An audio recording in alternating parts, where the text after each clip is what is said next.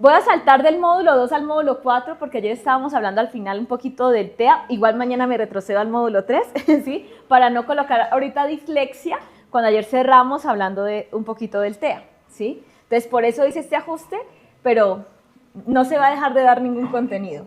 Entonces, el trastorno del espectro autista. ¿Por qué creen ustedes que se llama espectro? ¿Qué es el significado de un espectro? Ajá. Hay una gama, hay unas tonalidades, ¿verdad? Como que puede haber poco, ¿no? Poco así como tonalidades. Exactamente. Y por eso se llama espectro. ¿Por qué? Porque no hay TEA solamente y ya. Hay TEA tipo 1, tipo 2 y tipo 3. ¿Y por qué se llama autismo?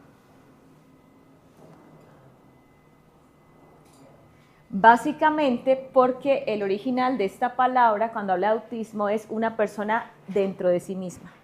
¿Cómo? Una persona dentro de sí misma. Es decir, es como que está en su propio mundo. Hay personas que a veces me dicen a mí, pero yo no estoy de acuerdo con esa palabra.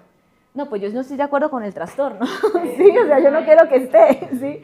Pero es que es lo que pasa internamente. Entonces, la palabra sí dice lo que sucede, ¿sí? Entonces, el autismo no es una enfermedad, sí es una condición, no es una enfermedad mental. Por eso cuando alguien que tiene autismo va a psicología, es básicamente para aprender la parte de conducta, ¿sí? Para aprender muchísimas de actividades que le van a ayudar. Pero una persona con TEA debe ir a neuropsicología porque va a fortalecer zonas cerebrales. Pues obviamente conexiones sinápticas, como yo les decía que días, todos nacemos normalmente con 86.000 neuronas, pero la conexión entre ellas va tomando años para fortalecerse. Y en un TEA pues hay una conexión cerebral distinta a alguien que no tiene TEA en diferentes estructuras del cerebro. No aparece porque los padres hicieron algo mal. Y eso es muy importante, porque hay papás que dicen, yo tengo la culpa, ¿será que yo tal cosa? Es una situación genética, ¿sí? A un papá, una mamá que se cuide, que no ingiera sustancias psicoactivas y demás, no significa que no puede tener un hijo que llegue a nacer con TEA. Y hay otros papás que quizás no se cuidaron, consumían ciertas cosas y el niño no nació, porque es una situación genética que se da por herencia, o se da dentro de las primeras 2 semanas de la gestación. Entonces, eso es algo que no es fácil precisamente predecir. Hay situaciones que son más de riesgo, que podrían generar que aparezcan, pero hay otras que aunque no estén en las condiciones, puede llegar a dar. Entonces, es una condición del neurodesarrollo. Nace la persona con autismo y muere con autismo. Entonces, antes de dar esta partecita, quiero que mostremos aquí, ya les amplío un poquito más, porque básicamente se da una situación a nivel de comunicación, pero también de movimientos repetitivos, de movimientos estereotipados. Entonces, normalmente una persona con TEA tiene repetición de ciertos comportamientos, manerismos, balanceos, ¿sí? Constantemente, en algunos es así, movimientos repetitivos de las manos y de los dedos y el aleteo. ¿Sí? Cuando son niños tienden a tener mucho aleteo. Alguien diría, ay, el niño está jugando. Está. Exacto. También hay compulsiones y rituales. Todos los días coloco los colores de esta manera y cámbieselos. Situación difícil. Y ay, es que a este niño le gusta ser muy ordenado. ¿Será que es orden o será que ya es una cuestión de TEA? Entonces, en esta parte hay hipo o hiperactividad ante determinados estímulos sensoriales, sean auditivos, táctiles, visuales, sinestésicos. Ellos tienden a tener cierta hipo o hiperactividad. Son algunos más sensibles también a los sonidos, algunos no a todos, otros a casi todos los sonidos. Entonces usted dice, está sonando algo en el fondo, pero el niño con TEA se estresaría con este sonido. Quizás algunos, quizás otros no. Las texturas, para ellos las texturas es como, ¿cierto? Entonces hay que descubrir, dime. El agua también es una situación bien interesante, porque ellos no sienten igual que nosotros, por las conexiones cerebrales. Entonces, exacto. Entonces, por eso es que no es como, ay, este niño pues es súper metriculoso y súper piqui. No, su cerebro, ¿sí? Entonces, eso son una de las cosas que no falta en una persona con TEA, que se va a expresar distinto si es 1, 2, 3, claro. Si es 1, algunas cosas no van a ser tan observables fácilmente. Si es 2, se va a observar más, y si es un 3, pues ya es muy evidente. También tenemos las alteraciones cuantitativas de la comunicación. Ellos tienen dificultad en la interacción social, en iniciar y mantener conversaciones, y la conversación se siente como muy rígida. ¿Cómo estás? Bien. ¿Qué vas a hacer hoy? Esto. Y si hay un reloj y siempre a las 8 de la mañana hay una actividad y faltan 2 minutos, se paran así. Y no se mueven. Y cuando son las 8, ahora sí me voy a cepillar. O sea, es en el tiempo que es, porque si no les genera mucha dificultad.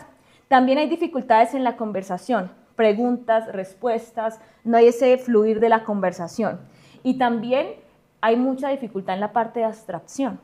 Si a un niño con TEA se le dice un chiste, no lo va a entender y lo va a tomar literal. Entonces no podemos hablarles con ironía, no les podemos hablar con sarcasmo, bueno, a ninguno deberíamos hablarle así, pero mucho menos a ellos. Hablan a menudo sobre un tema favorito, si le gustan las ballenas, y todo es ballenas, y vuelven ballenas, y tú le cambias la conversación y vuelve otra vez a las ballenas, y alguien dice, es que solamente habla de esto. No, es que hay una condición que le lleva siempre a ir a la misma temática. Hay una inversión pronominal, pueden referirse a sí mismos en segunda o tercera persona. Y esa es otra de las características que uno empieza a decir, aquí algo sucede. Repiten palabras o frases que escuchan, ¿sí? El lenguaje es muy estereotipado. Y también usan palabras que parecen extrañas, fuera de lugar, como que qué raro que este niño diga esto. Hay alteraciones también en la prosodia, ¿sí? A veces pareciera que todo es como si fuera un robot, ¿sí? Dependiendo si es más 2 o 3, de TEA, y también hay dificultad en la reciprocidad a nivel socioemocional. Un niño con TEA ve a todos llorar. ¿Por qué lloran? No, que pasó esto. Él no lo siente. Él aprende cómo sentir las emociones. Él aprende cómo luce la alegría en el rostro de personas, porque ellos no es fácil que ellos digan, esto es alegría. Ellos aprenden eso. La forma en que ellos aman es distinta. Ellos aprenden es cómo debo comportarme si alguien está cercano a mí. Pero ellos no es como, ven, te doy un abrazo, ven, te digo algo. No pasa, ¿sí? De hecho, que una persona con TEA te permita abrazarlo es muy raro. Es muy raro. Y cuando tú lo abrazas, como que me pica todo, ¿sí? Como que ya, demasiado. Y fue un abrazo, tin, ¿sí? Entonces, es ahí cuando nos damos cuenta que es diferente la parte sensorial, ¿sí? ¿Un niño con TEA se puede casar o una niña? Sí, pero normalmente pasa en TEA tipo 1, porque en TEA tipo 2 es más complejo y TEA tipo 3 también. Y es ahí donde la pareja tiene que saber lo que significa el diagnóstico, porque si no, pero es que no me dice que soy bonita. Entonces él te empieza a decir, eres bonita, pero como un robot, eres bonita. Y aprendió que todos los días a las 6 de la mañana te dice, eres bonita. Y la persona, no, pero así no, ¿sí? Pero entonces, ¿cómo me dijiste? ¿Por qué? Porque el niño aprende las rutinas y luego es como una alarmita que lo va haciendo, pero no es algo como que sea tan así. Entonces, cuando uno le pregunta a las personas con TEA, ya cuando han crecido, ¿cómo sientes el amor? No, pues, puedo estar con la persona y no me molesta, ¿sí? Entonces, pues, ellos no sienten el amor como, ¡ay! Y tengo una mariposa y no sé qué. Nada. Disfruto estar con ella o disfruto estar con él. ¿Y te nace abrazarla? Entonces, en esa parte, una pareja tiene que entender muy bien las características, pero cuando tienen hijos.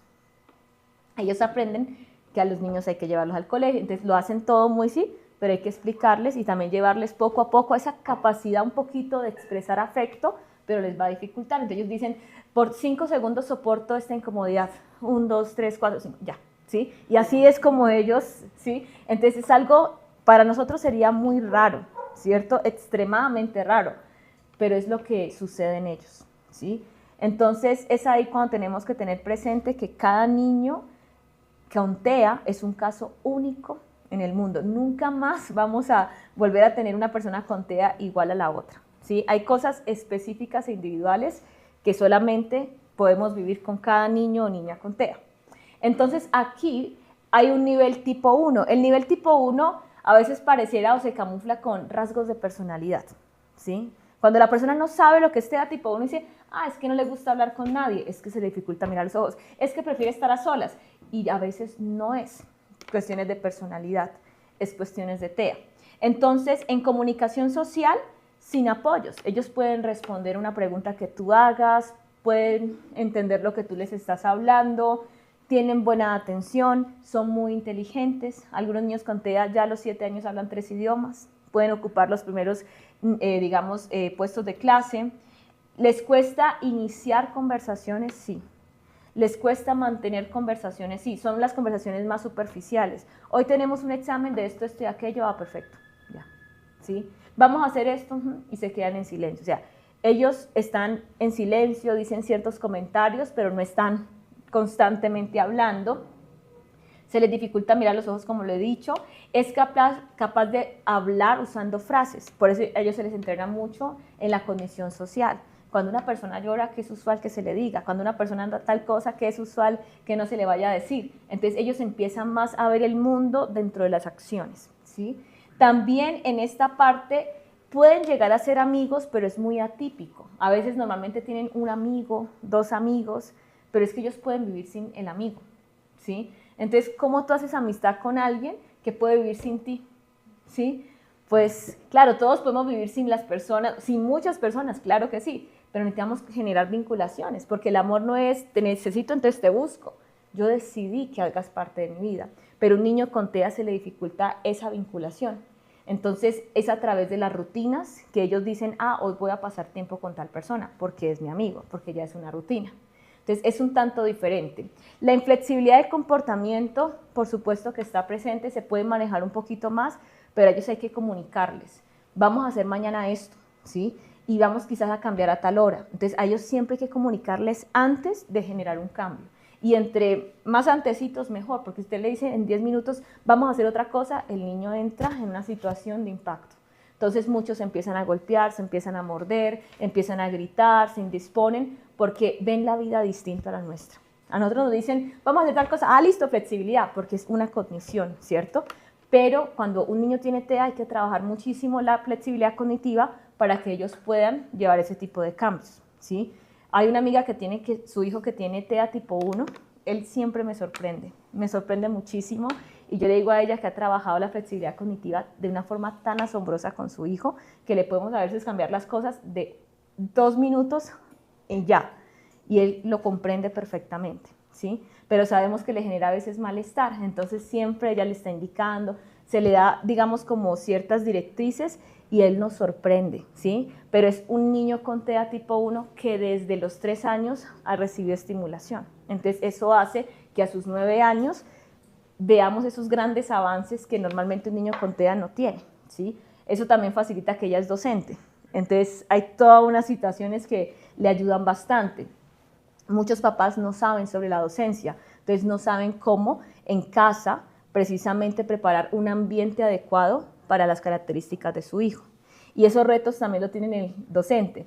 ¿Cómo preparamos un aula adecuada para este niño que tiene TEA? ¿Sí? Entonces ahí es donde hablamos del nivel 2. El nivel 2 es usual que lo tengamos en centros educativos, puede pasar. El nivel 1 va a la universidad, se casa, hace una vida, ¿verdad? Digamos funcional. Quizás no pueda hacer todas las cosas, pero las que hace, las hace mejor que cualquiera. Pero el nivel 2 requiere un apoyo más sustancial. Es decir, el nivel 2 puede ir digamos, a la parte educativa, pero no va a hablar con todos, no va a estar atenta en todas las clases. El maestro le va a hablar y a veces se va a preguntar si me escuchó, si entendió, si está aquí presente, ¿sí? Porque el niño no va a interactuar mucho, ¿sí? Entonces ahí es cuando uno dice, a veces sí va a hablar, otras veces no va a hablar, a veces va a cooperar en la clase, otras veces no, precisamente por todo lo que pasa. Interactuar con otros niños le va a costar muchísimo y a veces va a interactuar desde le cogí el lápiz y se lo partí. Y el otro niño, pero es mi lápiz, ¿por qué me hizo esto? Es una forma en que le está interactuando, pero el otro niño se va a frustrar porque me partió mi lápiz. No, pues gracias por partírmelo. No. Entonces el niño se va a molestar. Entonces ahí es cuando entramos a psicoeducar a todos los niños. Todos somos diferentes, ¿sí? Tenemos todos un cerebro, pero no todos funcionan igual en nuestro cerebro. Entonces ahí es cuando hablamos de las diferencias y entonces los niños empiezan a decir, no verlo como una enfermedad ni como algo para rechazar, sino es todos somos parte de este salón, tenemos la identidad de estar en tercero, todos vamos a ayudar a que si nuestro compañero entra en una crisis y demás, necesitamos hacer silencio, ¿sí? Que si nuestro compañero tal cosa, vamos a hacer esto, ¿sí? Si al niño le calma. Entonces, todos empiezan a saber cómo convivir con un niño con necesidades específicas. ¿Pero por qué? Porque el docente le empezó a enseñar a todos los niños acerca de esas diferencias y que a veces cuando hace un ruido, digamos, escandaloso, si alguien se estresa, todos vamos a empezar a hacer así. Y no vamos a aplaudir, sino vamos a hacer así. Entonces los niños empiezan a aprender y empiezan a cooperar, y eso es hermoso. Entonces, esas son las formas que uno dice, ¿qué tipo de niños tengo en este salón? ¿Cuál es la particularidad de todos y el de alguien específico? Y cómo todos empezamos a través de juegos y también preparación para que el ambiente sea adecuado para ese niño que está en el aula, ¿sí? Entonces, los docentes son los que se encargan de que los alumnos vean que TEA no es una enfermedad o TDAH, sino es un reto que tenemos como salón. Y a los niños les gusta cooperar, cuando se les lleva a que comprendan lo que pasa, ¿sí? Cuando el niño dice, yo también tengo mi particularidad, yo también tengo mis emociones, también hay cosas que me gustan. Entonces el niño dice, como yo comprendo quién soy, ahora comprendo que el otro es diferente a mí. Entonces no me molesta que seamos diferentes. Entonces puedo saber cómo cooperar conmigo y cómo cooperar con el de al lado. Entonces en el TEA tipo 3, ese no es tan usual que lo lleguemos a recibir en un salón de clases. Porque es que el niño puede haber pasado 5 años de vida sin haber dicho una sola palabra. Por primera vez quizás a los 4 años le dice al papá el nombre y después de ahí pasa otros 4 años sin hablar absolutamente nada. Entonces el niño tiene mirada ausente, el niño usted no sabe si tiene frío, si tiene calor, si quiere comer, si no quiere comer. El TEA tipo 3 es una condición nada sencilla, ¿sí? Porque realmente es inflexible en su comportamiento, siempre quiere comer lo mismo, siempre quiere estar en el mismo lugar, no quiere estar con personas, se le dificulta hablar, o sea, es complejo. ¿De un TEA 3 se puede pasar a un TEA tipo 2? Sí. No todos los casos, pero requiere mucha estimulación. Pero hay situaciones importantes. Si un niño tiene TEA tipo 3, a través de años de estimulación neuropsicológica pasa a ser un TEA tipo 2 porque ahora a veces mira los ojos, responde ciertas directrices, entonces es como, pero si llega a pasar algo como lo que sucedió como la pandemia, muchos niños TEA tipo 2 que ya estaban en TEA tipo 1 retrocedieron y han pasado estos años y no se ha vuelto otra vez a tener las características de un TEA tipo 1. ¿Un TEA tipo 2 puede pasar a un TEA tipo 1? No. Y es complejo eso. Pero un TEA 3 a un 2 sí. Ajá. Un TEA tipo 2 normalmente no va a una universidad, pero puede aprender un oficio y a partir de ese oficio generar ingresos, ¿sí? Un TEA tipo 3, aprender un oficio va a ser un reto. Si él se puede amarrar los zapatos, va a ser un gran avance. Entonces nosotros tenemos que entender que no podemos esperar lo mismo de cada alumno. Si este alumno es un TEA tipo 3, que se amarre los zapatos, después de un año de aprendizaje, wow, hacemos la fiesta, ¿verdad? Alguien diría, pues eso me frustra, pero ¿por qué? Si entendemos el diagnóstico, sabemos las expectativas que tenemos que tener. Un TEA tipo 2, que empieza a ser TEA tipo 1, eso es un gran avance, pero tenemos que tener específico que algo puede pasar a nivel social, familia, y a partir de ahí no vuelva a un tipo 1. Y esos son los retos grandes. Y un TEA tipo 2 puede pasar a un TEA tipo 1, normalmente no pasa si no es por algo emocional, porque al final él puede ser refuncional en muchas cosas, ¿sí? Entonces, si se ausenta y demás, es más que todo porque está en una situación de duelo, entonces hay que llevarlo a psicología para procesar y demás, y tenemos un TEA tipo 1 que está en tipo 1, ¿sí? Entonces, normalmente cuando hay una situación traumática pasa un TEA tipo 2, pero no porque sea 2, sino porque empieza a tener las características, pero porque se está encerrando frente a un dolor o una situación. Entonces, por eso es importante saber, ¿es TEA1, TEA2 o TEA3? Frente a esto, ¿tenemos alguna pregunta? Frente a estas tres, ¿no? Entonces, aquí es importante nosotros entender que eso significa que el cerebro se desarrolla siguiendo un patrón. Nuestro cerebro, a medida que vamos creciendo en la parte del neurodesarrollo, va empezando a interactuar con las personas, con el mundo, con sí mismo. Entonces, ¿eso es importante? Sí. Pero en el TEA su forma de interacción cambia. Como ellos ven al mundo, también. Ellos tienden a ver al mundo no tan emocional, sino más metódico. Entonces ellos necesitan el 1 más 1 es igual a tanto, ¿sí? Entonces nosotros necesitamos la flexibilidad, a ellos hay que trabajarla. Entonces las formas en que las redes neuronales están conectadas es diferente. Para ellos comprender una broma es como, pues no me río porque no le encuentro sentido. Y todos los demás están riéndose y él, ¿por qué me voy a reír? ¿Sí? Entonces la persona con TEA hay que llevarles a que comprendan el mundo dentro de principios que sean sencillos. Las matemáticas, por eso son muy buenos en matemáticas, porque es 1 más 1 igual a 2, ¿sí? Pero la parte emocional, no, pero ¿por qué esta persona se siente triste si esto solamente pasó y lo arregla y ya está?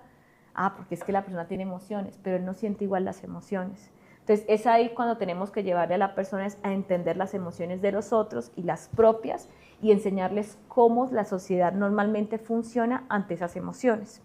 También ellos tienden mucho a no saber lo que no es invadir un espacio. Entonces, una persona tiene un celular acá y el niño quiere saber qué está viendo. Él no me va a decir, disculpa, ¿me puedo ver qué estás viendo? El tra, ¿sí? Y sale corriendo. Me robó mi celular. No, él no te está robando el celular. Él tiene curiosidad de lo que tú estás viendo, ¿sí? Entonces, a ellos hay que enseñarles que todos tenemos como una burbuja y que cuando nos acercamos a esa burbuja tenemos que pedir permiso. Si es para tocar un hombro, si es para coger algo. Entonces, cuando a ellos se les enseñan las cosas como tan metódicas, él dice, ah, ella tiene una burbuja, me lo va a acercar, pero cuando me la acerque tengo que preguntarle, ¿puedo acercarme a ti un poco más? Y uno diría, ¿por qué me pregunta? Porque es un TEA, ¿sí? Entonces, la forma en que se le enseña tiene que ser de una forma más adecuada. Recuerdo que en España, en las prácticas, yo entré a un niño con TEA de edad 7, ¿sí? O sea, una edad... Hablaba varios idiomas, creo que 4, pero súper saludable. O sea, yo sabía que él desde los 3 años estaba en estimulación y se me acerca y me dice, hola, mi nombre es eso, me dijeron que tú estás acá y que vas a estar tanto tiempo con nosotros, quiero presentarme, y me alarga la mano. Para mí fue wow, ¿sí? Pero todo era muy, ¿sí? Como un robot. Entonces, él mismo estaba manifestando que tenía TEA, pero que era muy funcional y que podía iniciar una conversación y mantenerla. Eso es asombroso. Entonces, en la parte educativa, qué lindo que ustedes reciban a un niño que no arma conversación con nadie, pero usted sabe que es TEA tipo 1 y que sí puede lograr iniciar y mantener una conversación. Entonces ahí es cuando uno dice, bueno, ¿cómo le enseñamos a los niños a conversar con él? ¿Sí? Y cómo le enseñamos a ese niño a conversar con los demás. Entonces ahí es cuando ustedes dicen, ah, lo he tenido 2, 3 años, pero antes no hablaba con nadie, ahora habla con todos. Ahora si alguien se le acerca y le dice, oye, tal cosa, ¿sí? Y se le enseña a los niños que ese niño quizás no se le va a acercar a hablar, pero que todos tenemos una buena oportunidad de hablar con él. ¿Por qué, maestra? ¿Por qué ese niño no se me acerca a hablarme? ¿Por qué yo siempre tengo que acercarme? Ah, porque todos nuestros cerebros funcionan distintos. Así como tu cerebro te dice que esperes a que alguien se acerque y en otras ocasiones tú te vas a acercar, el cerebro le dice siempre espera a que otro se acerque, ¿sí? Pero cuando nos acercamos, su cerebro quiere interactuar con nosotros, pero de una forma diferente. Entonces, ahí es cuando los niños empiezan a cooperar con el aula, ¿sí? Pero eso tiene que ser una situación integradora, ¿listo? Entonces, en esta parte, imaginen 2 computadores. Los 2 funcionan perfectamente, pero uno utiliza Windows y otro utiliza Linux. Los 2 sirven, los 2 hacen muchas tareas, pero la manera en cómo lo procesan es diferente. Eso es lo que pasa con un niño que tiene una necesidad especial. Todos tenemos cerebro, pero la forma en que procesamos en todos es diferente. No vamos a discutir si Windows es mejor que otro, no. Es lo mismo, es un programa, ¿verdad? Es un cerebro, pero distinto. Entonces, a los niños hay que enseñarles y psicoeducarles. Siempre yo recomiendo en las instituciones que si un niño desde los 3, 4 años empieza a entender que todos somos diferentes, cuando vea diferencias no se va a alarmar. Pero un niño nunca ha entendido que somos diferentes. ¿Pero por qué ese niño se mueve así? Ay, no nos juntemos con él porque me da miedo. ¿Pero qué es miedo? Es algo que yo no sé qué es lo que pasa, pero es diferente, entonces más bien no me acerco ahí porque es novedoso. Pero algo novedoso no significa que sea malo. Pero cuando se psicoeduca desde la niñez, los niños pueden entender. Entonces uno puede tener como una fotico de diferentes niños. ¿Qué hay de diferente en el rostro de este niño a este niño? No vamos a hablar si te parece bonito, si te parece feo, vamos a hablar de características distintas. Y dentro de esas características, cómo podríamos relacionarnos con una persona que tenga estas características físicas, que pase esto. Entonces los niños empiezan a aprender. Eso también nos llevaría a una sociedad donde no haya bullying, ¿sí? Que es uno de los objetivos a nivel mundial. Entonces, ¿hay mitos sobre el autismo? Claro que sí. Uno, no siente afecto, falso. Ellos sí sienten afecto, pero diferente, ¿sí? Entonces, ellos sí sienten que quieren a alguien, pero no desde esa emoción que nosotros sí tenemos. Entonces, lo sienten profundamente, muchas veces simplemente no saben expresarlo. Ellos no van a decir, me dio ganas de darle un abrazo, pero quiero pasar tiempo con esta persona, ¿sí? ¿Y por qué quieres pasar tiempo? No lo sé, quiero pasar tiempo con esta persona. Entonces, ellos sí sienten, pero de forma diferente. Es más racional que emocional, ¿sí? Todos son genios. Eso es falso. Todos son inteligentes. Hay niños con TEA tipo 1 que hacen cosas extraordinarias. Pero tenemos otros niños con TEA tipo 1 que pueden aprender muy bien, pero quizás no va a ser igual a otras personas. Y está perfecto, ¿sí?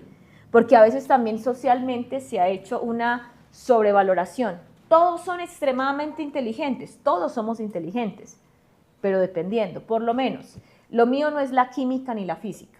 Si tú me colocas a mí eso, pues tendré que tomar unos días para aprenderlo, no me va a gustar, pero lo voy a llevar a cabo de acuerdo a cierto nivel, ¿sí? ¿Tengo problema con eso? Pues no, porque no es mi ámbito. Entonces, si alguien me dijera, es que tú no eres inteligente, yo soy inteligente, pero en la física no es mi trasfondo académico. No tengo problema con eso, ¿verdad? Si un pez está en el agua, él se maneja súper bien. Sáquelo del agua, se muere, ¿sí? Entonces no significa que no sea inteligente o que no sirva. Lo que pasa es que tiene condiciones donde es más favorable algo que otra cosa. Entonces, un niño con TEA es muy inteligente, pero eso nos enseña a que debemos saber en qué este niño va a nadar como un pez y en qué otra situación no. Entonces tenemos que revisarlo. Yo sé que todos los niños tienen que cumplir con una parte académica, con todas las materias, pero hay que entender, a este niño se le facilita más las matemáticas. Entonces quizás en la parte del lenguaje las notas son rebajitas, pero sabemos que hay una condición y vamos a potencializar lo que hace muy bien y lo que no hace tan bien, pues vamos a tratar de potencializarlo, pero a tomar un poquito más de tiempo. Y no quieren amigos, eso es falso. No es que él no quiera que alguien se le acerque, bueno, si es TEA tipo 3, pero a la final todo el ser humano fue creado no solamente con la parte intelectual, ¿sí? O del alma, tenemos un espíritu. Y Dios nos creó para crecer en el ámbito de las relaciones. Aún la persona más solitaria de la tierra anhela profundamente conectar con alguien. Pero la conexión sí es distinta. Entonces, los niños con TEA necesitan conectar, pero van a conectar diferente, ¿sí? Porque también se ha mostrado que una persona lo suficientemente solo o sola genera enfermedad. Por eso Londres está generando fundaciones y centros para tratar la soledad. Y alguien diría, ay, tratar la soledad. Pues la soledad está llevando a que mucha gente muera, porque desarrollan enfermedades. Entonces el gobierno, ¿qué dice? Preferimos prevenir que luego tratar con los que nos cuesta muchísimo más. Entonces la soledad sí es una situación que el ser humano no fue creado para estar solo. Y me encanta porque el mismo Génesis lo dice, no fuimos creados para estar solo. Si una persona está mucho tiempo, puede gustarle estar a solas, pero si pasa mucho tiempo a solas y no quiere gente, ahí hay algo que revisar, porque eso no es normal. Y un niño con TEA quizás no quiere mucha gente, pero no significa que no quiera conectar con alguien.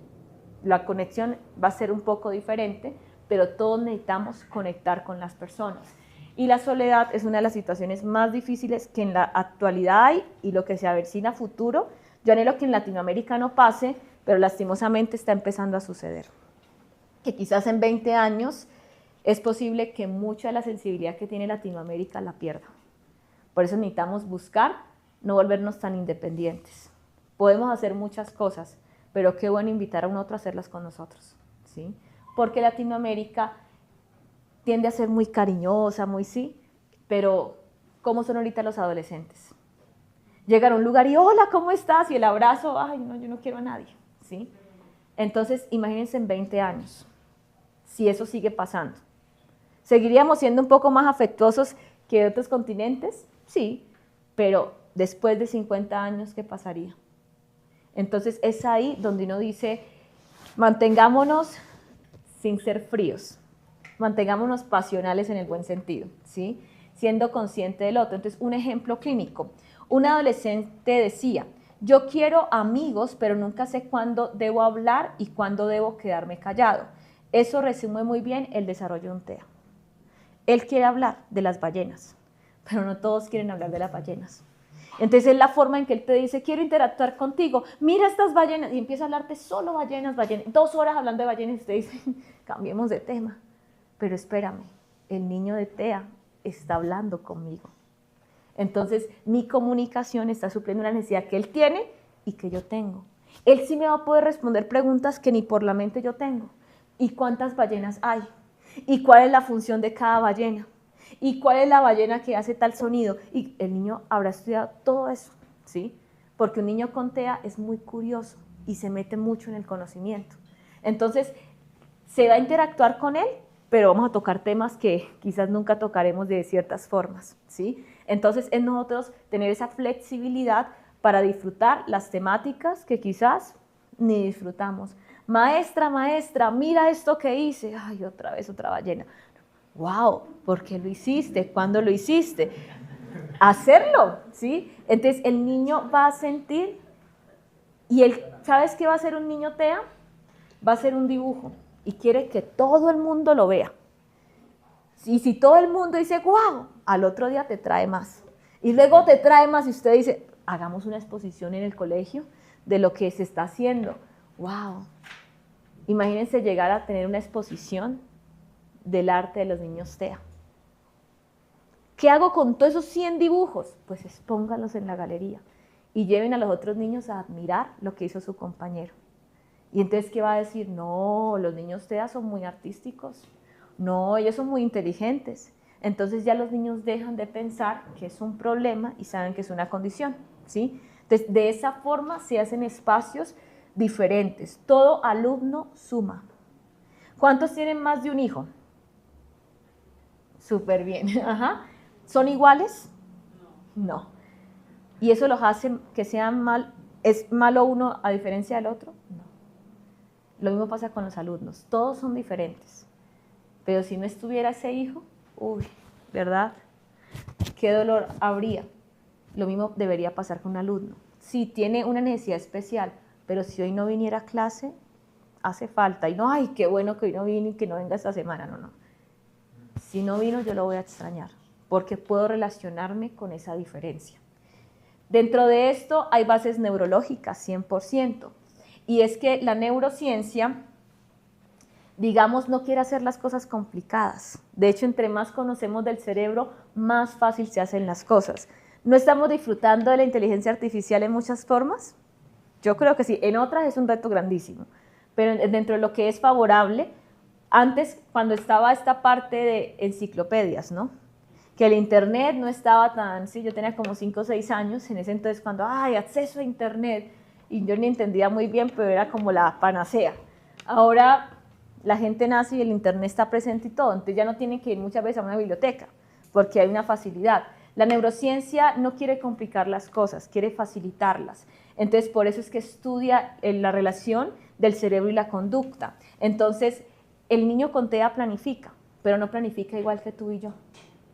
El niño con TEA tiene la capacidad de hacer muchas cosas, pero no de la misma forma en que tú y yo lo hacemos. Entonces, algo que se habla mucho es del gen que produce el autismo. Ese gen es FNE, si no estoy mal, es el gen del autismo. Entonces, el niño nace con TEA o desde el vientre está. Entonces, es un fenómeno complejo, porque eso significa que ese gen ha modificado el cerebro. Entonces, tenemos que entender que no podemos esperar cierto tipo de situaciones, pero podemos modificar otras tantas. Entonces, el docente, ¿qué debe hacer? Observar, debe comunicar a los padres, debe comunicar al colegio para hacer ajustes, debe documentar. ¿Qué documenta un docente?